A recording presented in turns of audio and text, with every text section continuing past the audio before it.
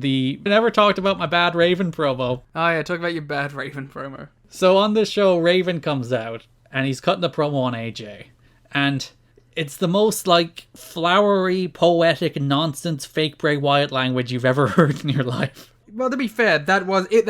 That is Raven. Like, I don't want to give Bray Wyatt credit for that. Like, that Raven invented that shit. So much so that I wrote down, I transcribed his promo. Oh, are you going to perform it right now? I'm going to perform Raven's promo. Do it as Raven. Please try and get the voice. You do realize that you are a mere gardener in the yard of life, while I walk a different road. A road of horror. A narrow road with no turns, that only the bravest men would dare travel. Pain. Pain is a bridge on that road, carrying the traveler over dark waters of deceit and scorn. Debt. A debt incurred on this road is a lifelong bond. A hunger to be satiated. It is a debt of blood, and it requires sacrifice. It sounds more like James Mitchell. It requires sacrifice. Your sacrifice, AJ Styles. I was like, dude, just take it down a notch, okay? You're not Edgar Allan Poe, no matter how hard you try.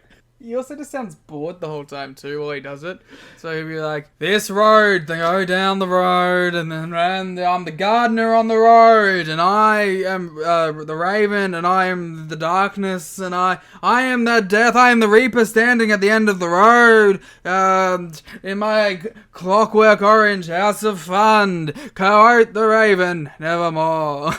He clearly got lost down that road while he was trying to cut this promo. He's like, I'm going down the road, and... Oh, fuck, what was after the road? I'm at the road! Road dog? Is that where I'm going here? Road dog! You're saying all these slurs! There is two Ravens. There is the Raven that has something, like, substantial to sink his teeth into. And then he's, like, one of the best promos in wrestling.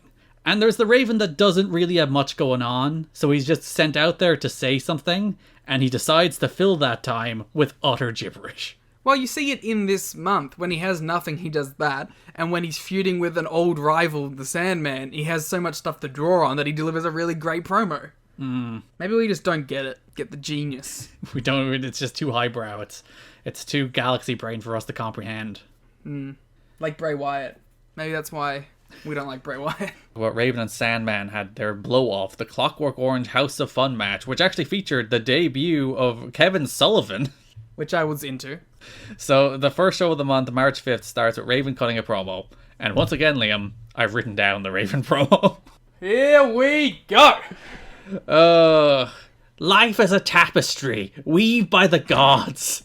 And those who are singled out for this divine birthright, again, my Raven impression sounds much more like James Mitchell, have two choices. You need more pauses in here. You're remembering it too well. Oh, sorry, yes. They can fight it, or they can face it.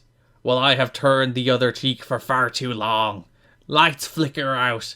Oh, sorry, the light, that's stage direction. Whoosh, lights. Because midway through this, while he's cutting the promo, which is an important note in the second we'll come back to, the lights kind of drop, and you can see, like, the confusion on his face. He's like, what?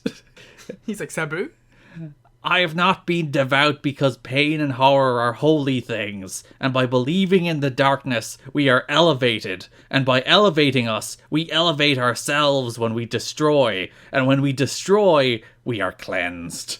Welcome to Raven's Clockwork Orange House of Fun. Quote the Raven, nevermore. He does another one on the second show of the month, which is just as bad, but I didn't write down. Next time. We can only have one Raven promo read a month. Yeah, because the first show of the month, Raven has what ends up actually being a pretty good promo. It ends up arguably being his best promo. Yeah, but it starts as legitimately one of the worst promos I've ever seen on a wrestling show. So he's sitting there in his perch with Goldilocks, and he's doing his regular stuff, and he's about to go into one of his long-winded, stupid, like, tangents about something nonsense. And then some guy in the crowd's like, no, it's even better. He forgets it. he completely forgets what he was going to talk about. He's like, Goldie, I have so many ideas. You can't even understand. It's like, they just all go through my head and I don't understand what's happening. Please do it in the voice. Goldie, you just don't understand what's going through my brain. because I forgot my lines, and I'm trying to pause for time here, Goldie. Yeah, and then I guess someone in the crowd shouts something. Hey, fuck you, Yeah, Raven. they're like, you suck, Raven. It's like, how dare you interrupt me? I'm trying to say something very important here, and you're interrupting me. And then he gets like sad. He's like, come on, man. I'm trying to do my promo here. Yeah, and then he starts talking about Nashville, and it's like, you people in Nashville, you're lowly people. He can't even come up with an insult for the people of Nashville. And then he gets frustrated and he stands up and he snatches the mic and He just cuts a promo. He's like, Jarrett, this is my destiny. I'm going to win the title. I'm a cool guy. And it's like, yes. Just do that all the time, Raven. You do not need your freaking fake poetry gibberish. You do not need your fake Bray Wyatt nonsense. You just cut a promo. You're a good promo. Stop doing your bullshit. yeah, because he just started talking his shit and it was fantastic. Yeah, the promo's on our Twitter. If you want to go to TNA History Pod, scroll down a little, you'll find it. It's like it thoroughly sums up Raven's first 3 months in TNA in that you get the flowery nonsense that says nothing, and he completely loses track of it. He doesn't care, and then he gets flustered and just cuts a promo as Raven, and it rules. It's just like, yes, that is what we have been asking for this entire time, Raven. We just want you to be yourself.